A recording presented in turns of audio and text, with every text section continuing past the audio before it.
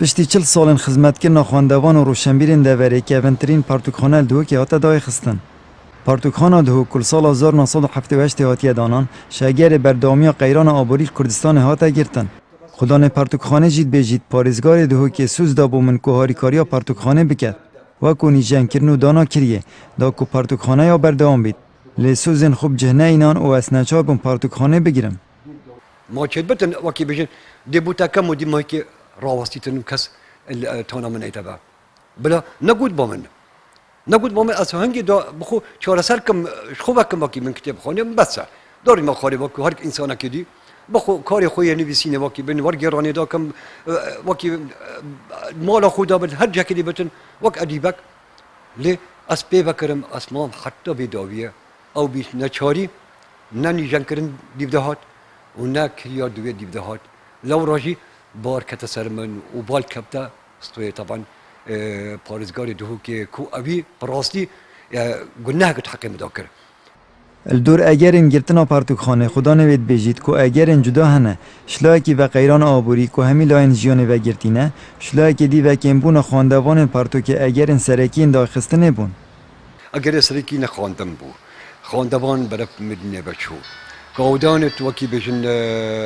یت قیران دارایی سرکینا نک آسته کتاب خانه تنه بلکل آسته همی کاروبارت میجیانا روزانه خلق به وکی به پارما خلق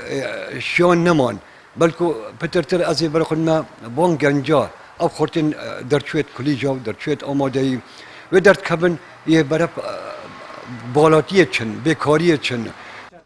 خدان این پارتوکخانه بو چون جدا هنه درباره دای خستن هندک پارتوکخانه و هندک شوان بجن که خواندوان پارتوک هشتای مای بلدویت سر در یکا گنجاید گلدا بهتا کرن او بابت خواندوانی دوین او بو بهنه دابین کرن از بجم نبون و کدره که پیشکفتی بر کتابخانه چونکو اول کتاب برای خواندوان برای بعد و مکتبه برای بعد دویت سه چهار نوعیت عقلیت هبن یک شو عقلیت هبت اند چهار تصرف دیگل خواندوانی گرتن یا ضروریه دبزانی د چی کتاب خواندوان جوو کی محتاج چی کتابه دون بردستیون و بهشتوارم بکرن اف کتاب باشه نه مهر کتاب لیف ایدئولوژی خود تو بینیم که سی که دو راستی اگه تو بسیار جهم بگی از دشم بجم سی کتاب گلگو باشه چونکو اگر زفر نوی چند ام کتاب دونه بردست خواندوانا مکتب تلمه ترجمه کردین و خواندوان گلک لیفون کتابات گرن ایت کو